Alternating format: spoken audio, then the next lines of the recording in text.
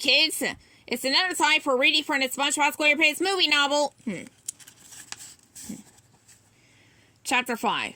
There you go, said the waiter as he placed a giant sundae in front of SpongeBob. Woo! Said SpongeBob. Woo! Said Patrick. Then they began to eat. Soon spoons were flying and ice cream splattered everywhere, including all over the waiter. And when they were finally done, SpongeBob and Patrick sat back in the chairs and let out 2 humongous burps. Boy, Pat, that hit the spot. I'm feeling better already, said SpongeBob as he rubbed his tummy. Yeah, said Patrick. Waiter, called SpongeBob. Let's have another round over here. 2 more triple gooberberry sunrises appeared. In a flash, the friends gobbled them up. Oh, Mr. Waiter, SpongeBob called. A little jazz from the sugar. 2 more, please. The ice cream kept on coming and SpongeBob and Patrick just kept on eating. Soon the sugar was driving them all crazy and the 2 friends were getting rowdier by the minute. Let's see. Waiter! SpongeBob cried, splattering ice cream everywhere. Oh, waiter!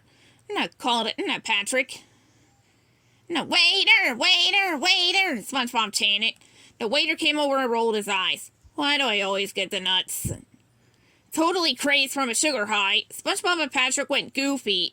SpongeBob leaped onto the stage and grabbed the microphone.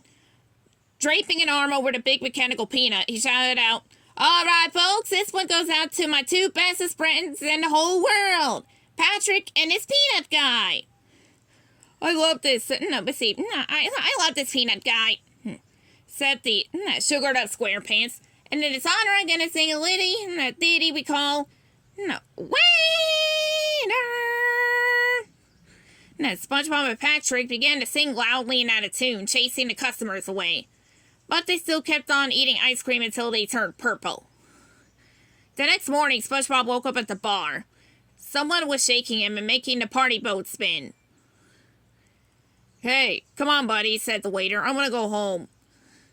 SpongeBob opened his eyes. The light hurt. Slowly he sat up and blinked. Where am I? He wondered. SpongeBob looked around. Goofy Goobers was deserted except for a guy sweeping the peanut shells off the floor. Come on, pal, said the waiter, helping SpongeBob to his feet. My head, groaned SpongeBob. He started to pass out again, but the waiter caught him. Look, I'm trying to get out of here, the waiter complained. I'll take a double fudge spinny, but the waiter cut SpongeBob off. Listen to me, he said. It's 8 o'clock in the morning. Go scrape up your friend and get going. My, friend?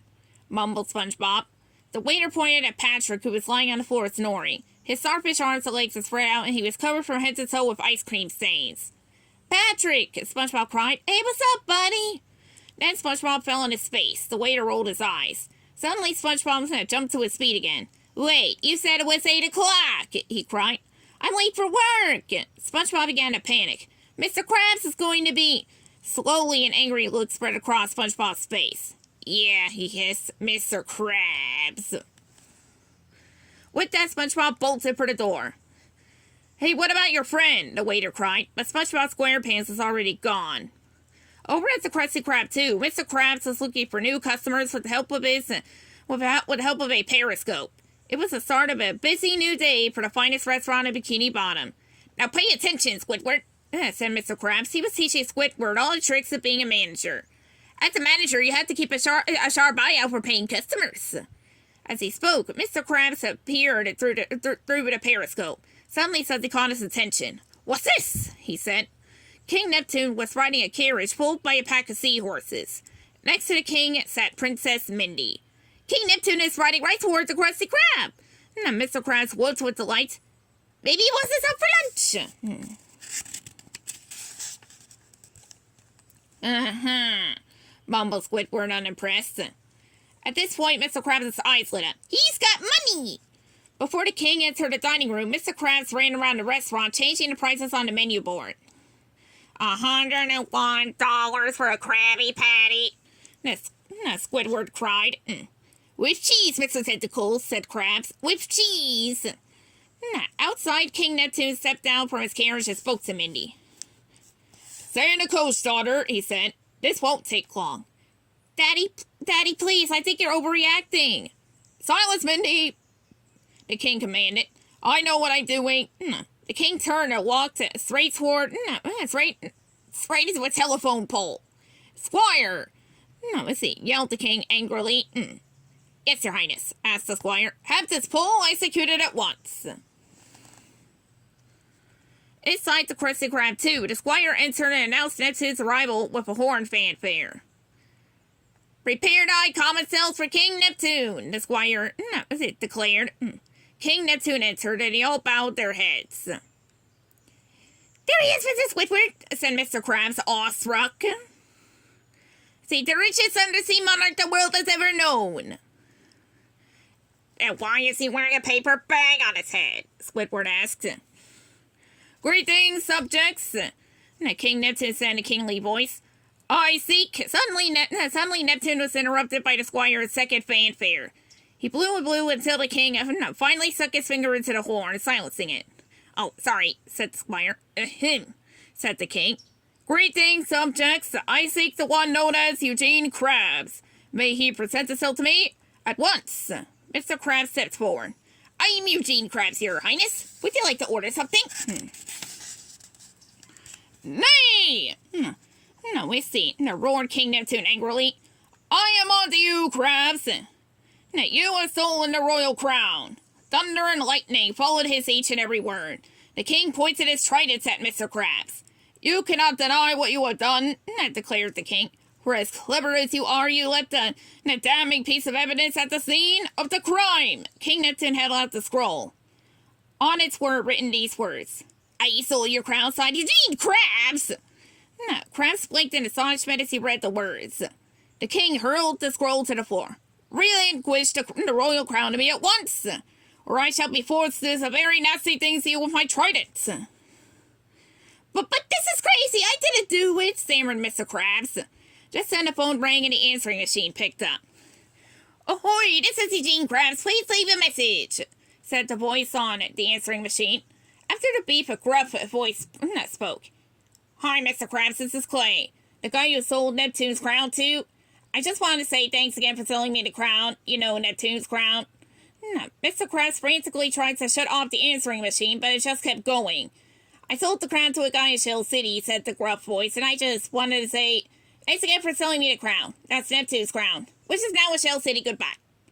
Mr. Krabs ripped the phone off the wall, but it was too late. King Neptune had heard every word. Mr. Krabs laughed nervously. Don't you just hate wrong numbers? King Neptune was not amused. You sold my crown to the forbidden Shell City. What?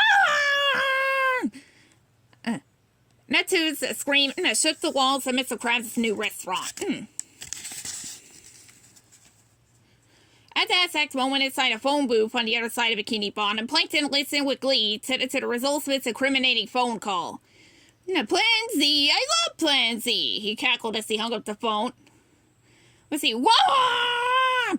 Screamed the king back at the Krusty Krab 2. He lowered his flame-throwing tridents. Prepare to burn, Krabs! Wait, King Neptune, please! Krabs whined as the great merman took aim. I'm begging you, I ain't no crook. Ask anyone, they'll vouch for me. Very well then, said King Neptune, lifting his trident. Before I turn this conniving crustacean into fish meal, who here has anything to say about Eugene Krabs? A loud belch turned everyone's eyes to the front door. There stood SpongeBob. He was still a little crazed from the night before, and he was very angry about not getting the promotion. I've got something to say about Mr. Krabs, SpongeBob announced. SpongeBobby boy, said Mr. Krabs. You come just in time. No, please tell King Neptune all about me.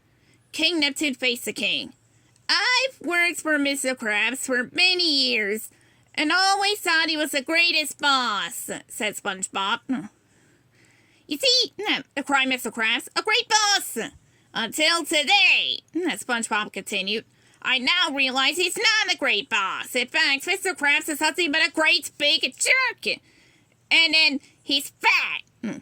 As Mr. Krabs has trained with the under every word, SpongeBob really let him have it. I deserve that manager job, but you didn't give it to me because you say I'm a kid. yelled SpongeBob. Well, I'm all man, Krabs, and I got something to say to you. SpongeBob stuck out his tongue and gave Mr. Krabs a long, nasty, wet raspberry. There, said SpongeBob calmly. I think I made my point. King Neptune looked around. Anyone else? He roared. Nobody else. Well then, King Neptune lowered his crackly trident once more, aimed it right at Mr. Krabs. To be continued.